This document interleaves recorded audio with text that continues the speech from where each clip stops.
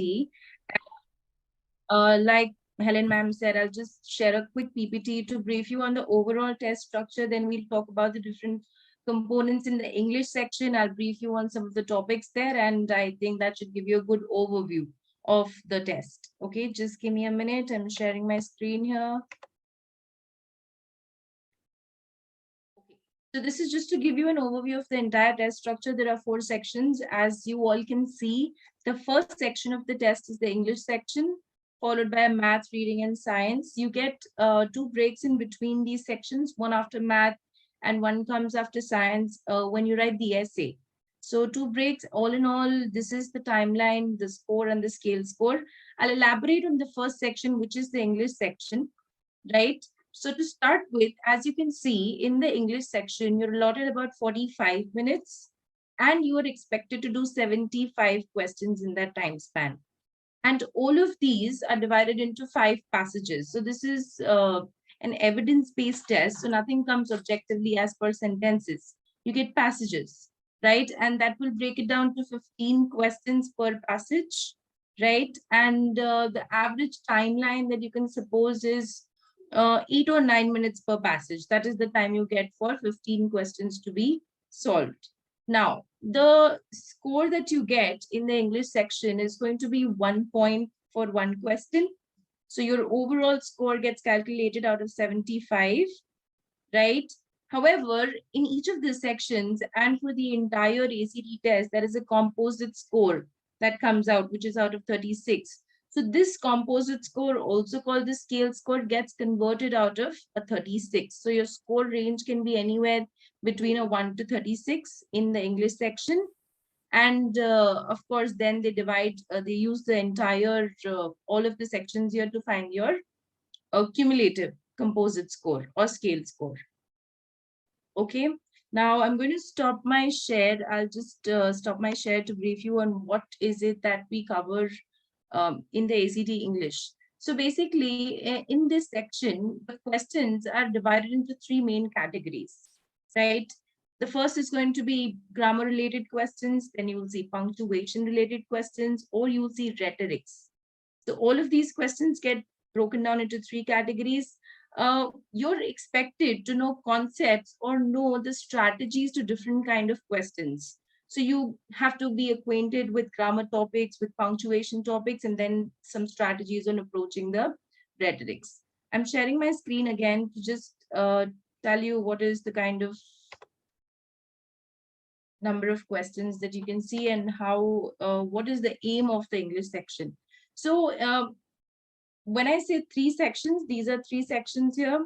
The first 2, grammar and punctuation, fall under the standard English convention category. What you're trying to check here is whether you know the rules of the English language or not. So this is about your proficiency in the language, according to the English convention. So we cover topics in grammar like subject-verb agreement, there is tenses, modifiers, parallelism. We'll be discussing this at length, but just to give you an overview. In punctuation, we discuss how to use punctuations like semicolons, colons, commas, etc. Now, this category here, the third one, which is rhetorics, checks you on your understanding of the English language. So you don't just have to know the rules of English, but you should be able to apply them. You need to know whether a particular text is flowing in or not. Is there cohesion or not? So all of these questions are comprehension related, and they check your logical understanding. They check your analytical understanding of the English language. So this is what we have here. Now, 75 questions, the parameters for scoring, there's also called as a reporting score in the test. And that gets broken up into these 3 categories. Number 1 is production of writing, then comes knowledge of the language, then you have conventions of grammar usage and punctuation. So the same questions, they're just categorized into these 3 as well. But like I said, your score will still come out of 75. Okay, now to start with, I'll just share my whiteboard here. We're going to start discussing topics on grammar, punctuation, rhetorics individually, so that you know how you need to prepare for the test and what is it that it takes to score well in the English section. Okay, So let's start by discussing some grammar topics that come on the test. We have in all 7 topics that appear, and I'm going to write them down here. We start with a topic called subject-verb agreement and comes in collaboration with tenses. Then we have a topic called modifiers. Number 3 is going to be parallelism. Next, we have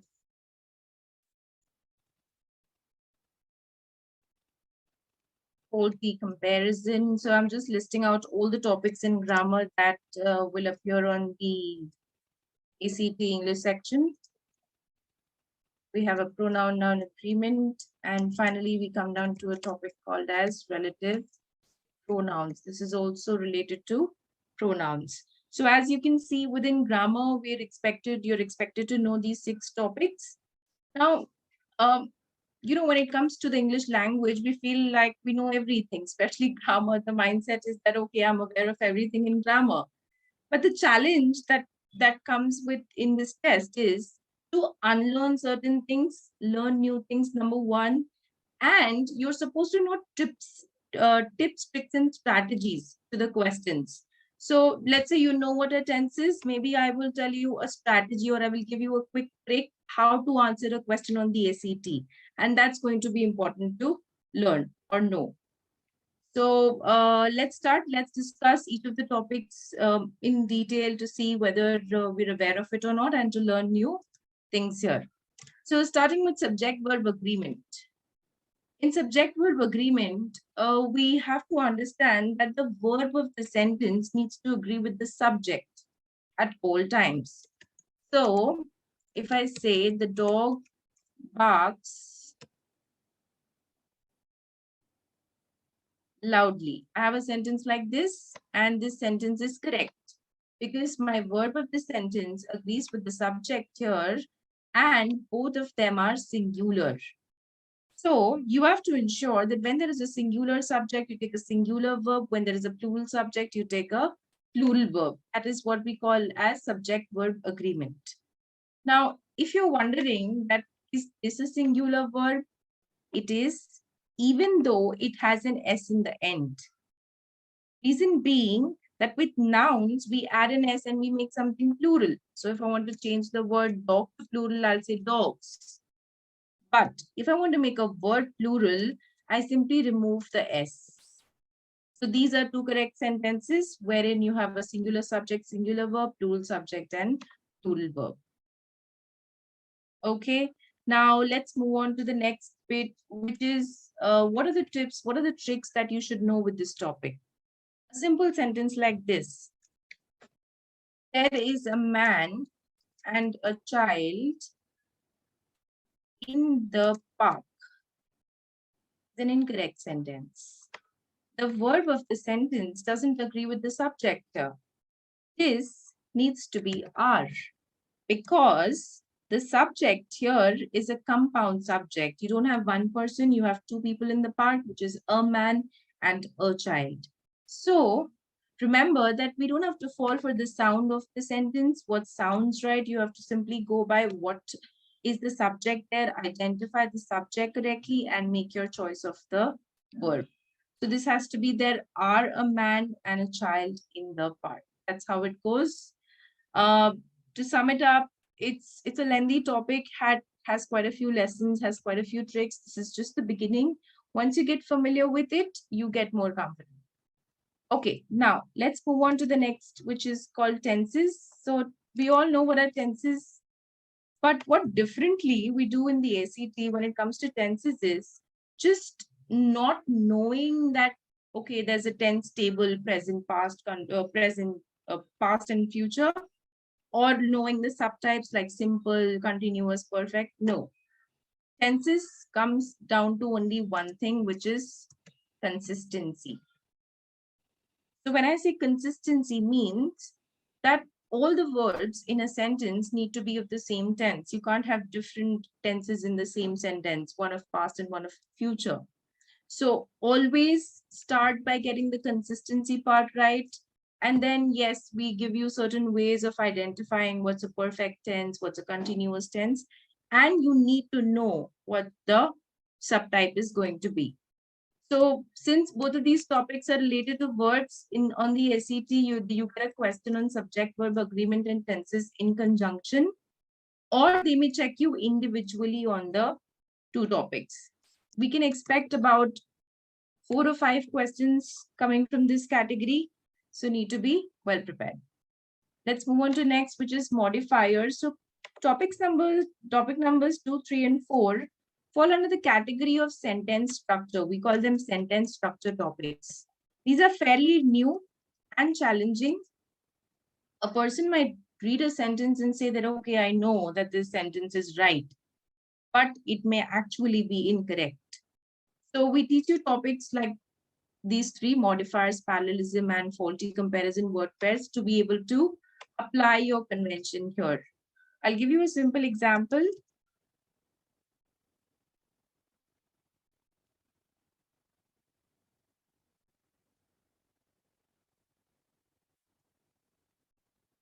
Long and tangled, she could not manage her hair. A sentence like this may seem right, but it has a modifying error. Modifiers are nothing but phrases that act like adjectives in a sentence. So long and tangled is the modifier here. But this sentence is wrong because the word is after the comma cannot be she. She is not long and tangled. So what is this describing? It's describing her hair, right? Which is why you need to correct this sentence and be able to place the phrase her hair after the comma and then go on and rephrase the second half of the sentence. So you get such errors where the modifier is incorrectly placed, the subject is not given, and that needs to be corrected. That's what modifiers covers. Parallelism is simply about matching the words and phrases. And then we have something as faulty comparison, which is extremely tricky. So if I give you a sentence like this,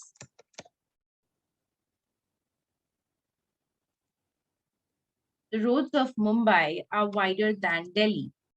This is an incorrect statement. It's an incorrect sentence. It doesn't follow the convention. I intend to compare the roads of a city to the roads of another city. But I'm not mentioning the subject here. And the lack of a subject here is creating an imbalance in the sentence. So in order to correct this sentence, we have to go on and say the roads of Mumbai are wider than those of Delhi. So this is what is called correcting a faulty comparison in a sentence. You simply have to balance it out. So like I said, these are sentence structure topics. They require you to shuffle the structure quite a bit. You may have to add words, delete words, and make sure that your sentence is in cohesion with the convention. Moving on to this, the last two topics are quite underrated because they have the word pronouns in them, and pronouns we feel are extremely easy. But this comes down to one thing, that your reading needs to be very carefully done. You need to know that the pronoun of the sentence agrees with the noun. You can't have a mismatch there. So remember what we were doing in subject verb agreement. We said singular subject, singular verb. Same thing here. You have to match the pronoun with the noun, singular, singular, plural, plural. That's what's expected. A few tricky cases do come into picture, but as in when you do the topic in detail, you are aware of the different cases that will come across. When we say relative pronouns, if I write two words here, I think everyone should be familiar with these. Comes with who, whom, where, when, or which, that. So these are all called relative pronouns. You need to know how to choose between these word sets and the function of these pronouns. So this is what gets covered in the grammar section of PSET. Make sure to, of course, like I said, unlearn certain things to learn new things, and keep it concise. Keep it concise. Do the questions quickly, because you'll get only about 30 seconds per question. That is the aim. Okay, so now I think we can move on to discussing some punctuation topics. This was grammar. I'm going to change the screen. and list out the different punctuation marks that come on the test. So starting with the basic one, which is apostrophe, there are 6 punctuation marks. Then there are commas. There's going to be a semicolon, followed by a period or a full stop. It goes by both names with the same punctuation. We have a colon, and finally we have the dash. So out of 75 questions, half a test is dominated with rhetorics, the comprehension-based questions, and the remaining half will comprise of questions based on punctuation and grammar. Now, starting with apostrophe, we know what is the basic use of an apostrophe. So when I write John's performance, this phrase has got to be wrong. I can't write John's like this. I have to put this punctuation mark here for the phrase to be correct, because the performance is of this person. So an apostrophe here is used to show possession, right? Next, I can use an apostrophe to say this. The first word here, don't, is nothing but an abbreviation of do not, or a contraction of do not. So another way an apostrophe is used to combine 2 words and make them one. Why do we need to know this? Why do we cover this? Is because students generally get confused with these 2 words, it's and it is. Now, in a sentence like this, it's a beautiful day today, which it is indeed. So this word is not right. It may seem right, but it's not, because I want to go on and say it is a beautiful day today. And the contraction for it is the second word with an apostrophe here. It's not the first word. So whenever there is a contraction and a pronoun, it has to have an apostrophe. But this other word is used to show possession. If I say, the horse has broken its leg. Now the word is apt, because you're saying possessive, the horse is leg, but using a pronoun.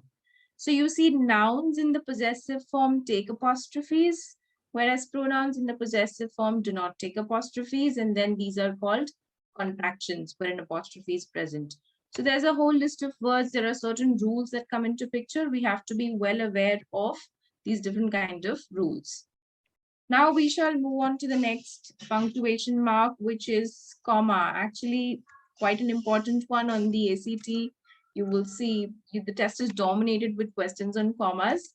And 2 things you need to be aware of. One is the uses of commas, and one is the misuses of commas. So misuses means they'll give you a comma out of context. It's not needed, but it's given.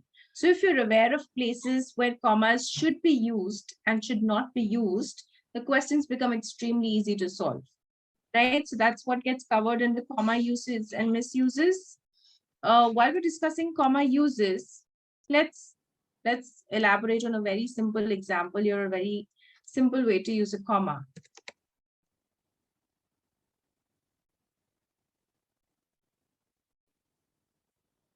If I write a sentence like this, using commas to separate the items in a list. And we all know that this is one way the comma is used. Now, on the ACT, you might see a sentence, same sentence, but it is preceded by a comma. The conjunction and in the sentence is preceded by a comma.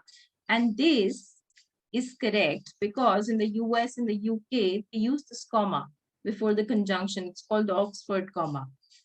So again, this comes with concept. The first sentence is considered right. However, on the ACT, you're going to see a structure like this.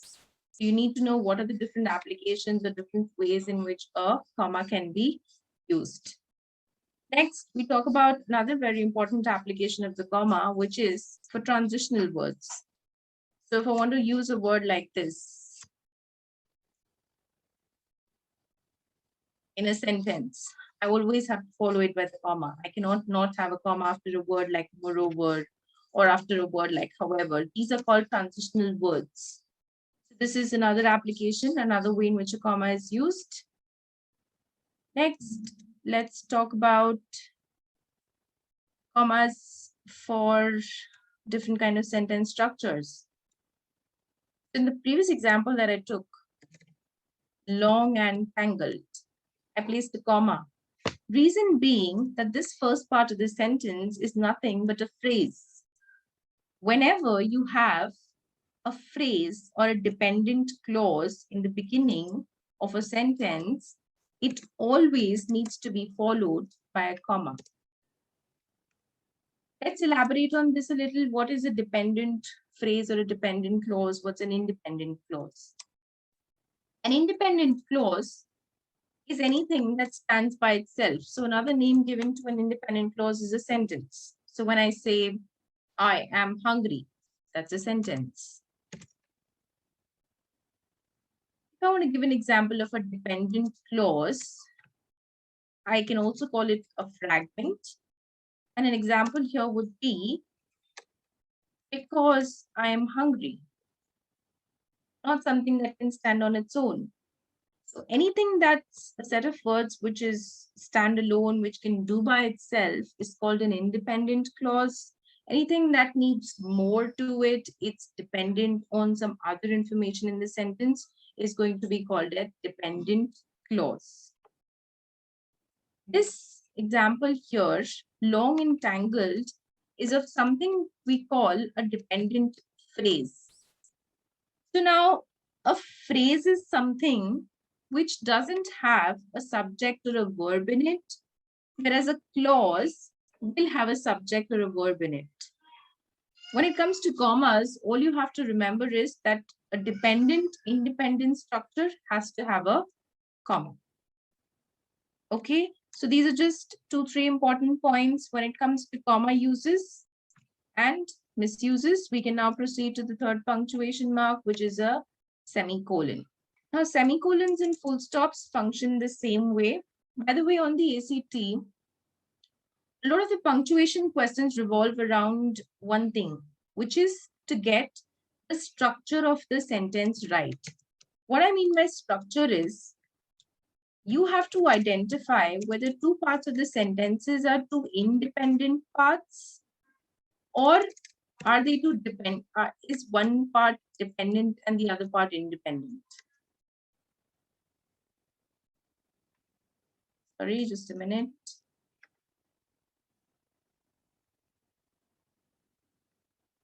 So this is the identification we have to make in almost all of the punctuation questions.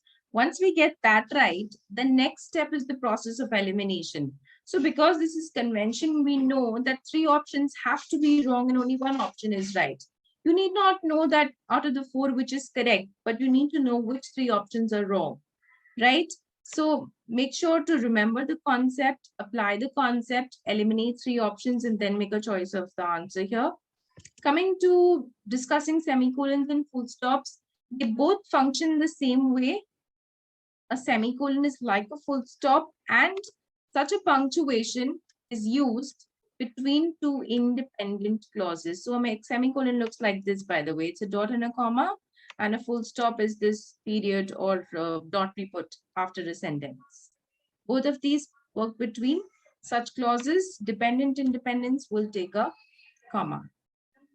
ACT does not ask you to choose between these two, so you treat them exactly the same.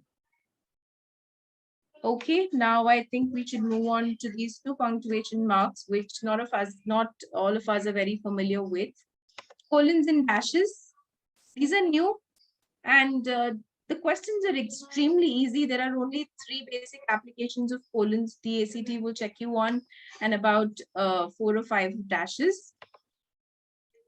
A colon is used for a list. It is used to name something, or it is used for an explanation. 3 applications, but if I write a sentence like this, I went to buy colon A, B, and C. This sentence is wrong. I cannot use a colon here even though I have a list, because my first part of the sentence is not independent. So this is a condition not many of us are aware of, but you need to remember that to use a colon, I need to complete the idea like this. I went to buy the following items, and then I can have a list of items here. So with colons come these tricky cases, some conditions that you need to apply in addition to the theory of the topic. Dashes work the same way as colons. The ACT has a very common question on dashes for non-essential clauses. You'll be familiar with this term once you go into details of punctuation. A pair of dashes is used in such cases. The non-essential clauses work with dashes in a sentence. And last but not the least, a dramatic effect is created by only one punctuation mark from the list, which is a dash. So wherever there is a surprise element where you feel like there is a lot of intensity the author wants to place, you might use or the text might show a dash there. Okay, so this was about punctuations, just to brief you. Now I'm quickly going to go to rhetorics. We don't have much to elaborate here, but I'll just brief you on the different types of questions.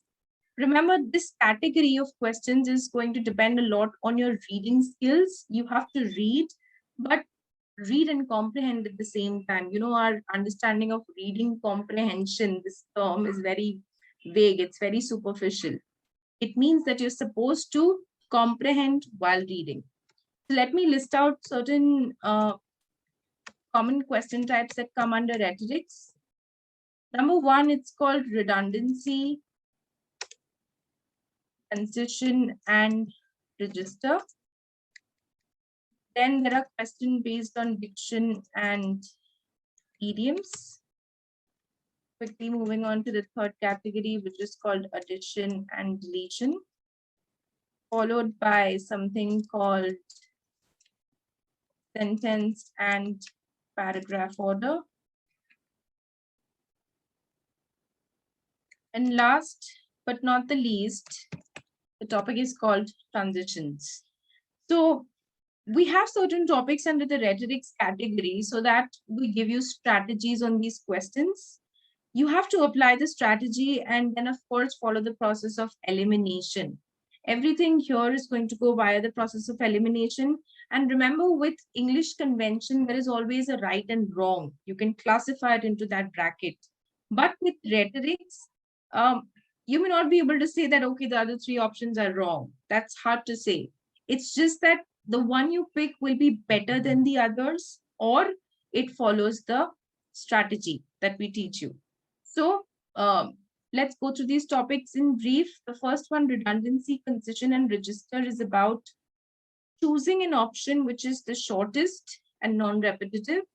You need to go for a very semi-formal phrase or sentence when you're asked to choose between multiple options. That's redundancy, concision, and register. Diction, like I said, these are the vocabulary questions, and idioms are also known as phrasal verbs.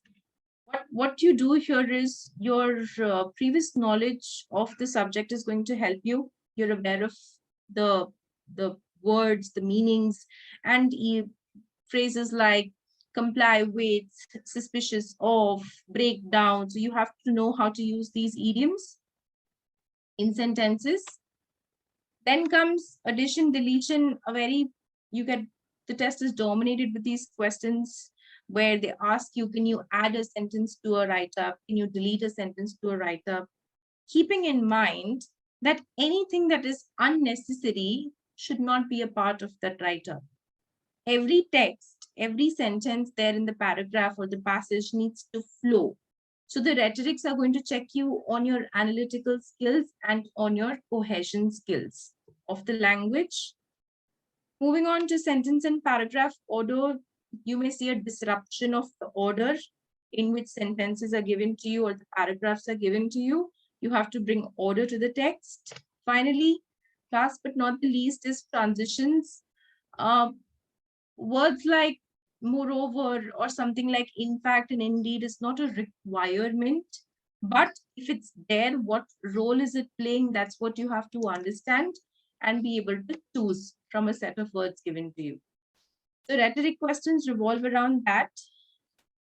And I'll just stop my screen share. A quick brief that when it comes to rhetorics, just keep in mind that you're reading, you may be used to skimming and scanning a text, but in the English section, you're not expected to do that. You have to enhance the writing. So you have to almost always read carefully and read completely. That is the key to getting these questions right. So I think I would just like to sum it up and hand it over to you, Helen ma'am, that this is what the English section comprises of and the various topics there.